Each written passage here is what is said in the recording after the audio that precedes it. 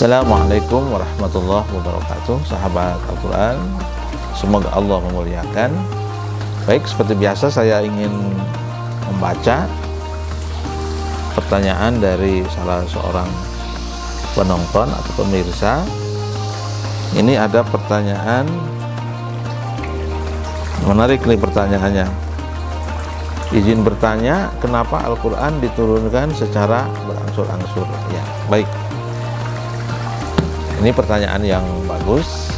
Sesungguhnya pertanyaan ini pertanyaan yang populer ya. Kalau kita belajar tentang ulumul Quran, biasanya tema ini akan dibahas ketika guru atau dosen menjelaskan tentang subjudul atau judul Nuzulul Quran atau turunnya Al-Quran.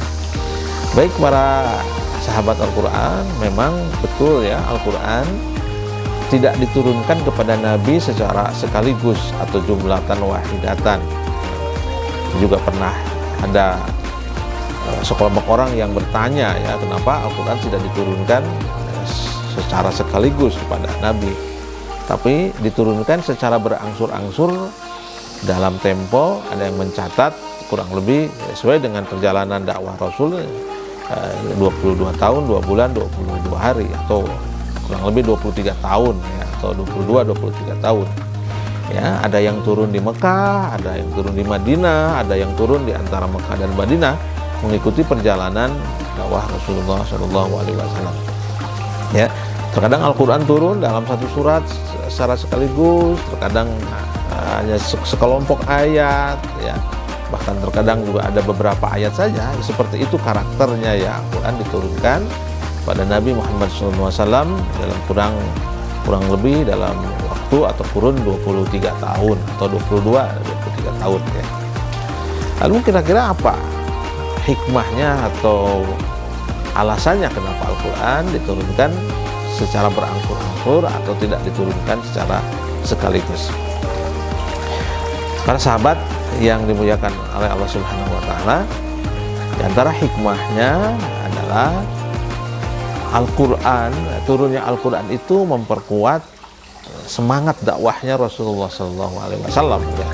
Kita tahu bahwa dakwah Rasulullah itu tidak mudah ya, mendapatkan tekanan, intimidasi dari orang-orang kafir Quraisy ya, terutama di dakwah-dakwah awal. Dan ya sebagai manusia, karena Nabi juga manusia seperti kita, ketika kita mendapatkan tekanan ya dari orang lain gitu ya, mendapatkan rongrongan, bahkan apalagi intimidasi, kan biasanya orang pada umumnya akan galau, atau mungkin juga boleh jadi ada beberapa orang kemudian mundur ya, tidak melanjutkan. Dan ketika Rasulullah SAW mendapatkan firman Allah atau mendapatkan wahyu, dan bagi Nabi wahyu itu merupakan semangat yang luar biasa, satu bentuk dukungan dari Allah Subhanahu wa taala. Mungkin kita juga sama ya, ketika kita mendapatkan tekanan-tekanan dari teman, kemudian ada sahabat karib kita memberikan semangat, atau mungkin istri kita, suami kita, orang tua kita memberikan semangat dalam bentuk nasihat-nasihat, kita menjadi kuat untuk meneruskan misi sucinya. Dan seperti itu Rasulullah SAW setiap mendapatkan tekanan dari para penentangnya, lalu kemudian Allah menurunkan wahyu dalam bentuk beberapa kelompok-kelompok ayat atau beberapa terkadang satu surat ya, maka itu kemudian memperkuat lagi ya himmah ya, semangat Rasulullah SAW. Alasan yang kedua, Al-Quran itu turun mengikuti kejadian-kejadian, peristiwa-peristiwa yang ada. Karena fungsi Al-Quran kan untuk menjawab persoalan-persoalan, sehingga dalam beberapa kasus turunnya ayat, biasanya ayat itu turun menanggapi satu peristiwa, atau dalam istilah ulumul Qur'annya itu hadisah, satu peristiwa yang terjadi. Misalnya terjadi satu peristiwa kemudian turun ayat, atau mungkin ada pertanyaan yang disampaikan kepada Nabi Shallallahu Alaihi Wasallam. Ya, ini Ada beberapa ayat seperti itu ya. Misalnya terkait dengan pertanyaan sekelompok orang Yahudi yang bertanya tentang apa itu ruh ya. Ruh itu apa? Ya tentu Nabi tidak bisa menjawab ya, karena ruh itu persoalan kegaiban yang hanya Allah yang tahu. Tapi kan harus ada jawaban untuk menunjukkan bahwa Nabi itu sebagai Rasul. Maka kemudian turunlah ayat yang sering kita baca, yas'alunaka 'anir ruh, dan seterusnya. Jadi ada ayat Al-Quran turun untuk menanggapi, merespon pertanyaan atau peristiwa-peristiwa yang terjadi di tengah-tengah dakwah Rasul. Nanti dalam kajian ulumul Quran, hal ini nanti akan dibahas dalam satu topik yang disebut dengan asbabun nuzul ya, atau peristiwa-peristiwa yang melatar belakangi turunnya satu ayat Al-Quran.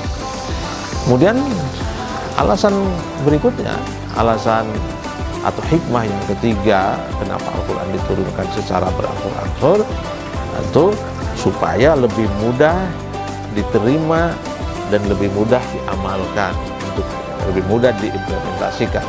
Karena memang ada satu kebiasaan ya di kalangan para sahabat yang ini perlu dicontoh oleh kita. Mereka punya kebiasaan ya, seperti diriwayatkan oleh salah seorang sahabat, kami punya kebiasaan kalau kami menerima mendapatkan informasi tentang beberapa ayat, 10 ayat, maka kami tidak akan beranjak kepada ayat berikutnya sebelum saya memahami, kemudian saya mengamalkannya dalam sehari-hari. Itu barangkali sekelumit terkait dengan kenapa Al-Quran diturunkan secara berangsur-angsur. Tentu ada hikmah-hikmah lainnya yang dijelaskan oleh para ulama. Mudah-mudahan ada manfaatnya bagi para pemirsa yang mungkin ingin menanyakan hal-hal yang terkait dengan Al-Quran. Silahkan untuk ditulis di kolom komen untuk kita bahas di segmen berikutnya. Mudah-mudahan ada manfaatnya. Walakum minkum. Assalamualaikum warahmatullahi wabarakatuh.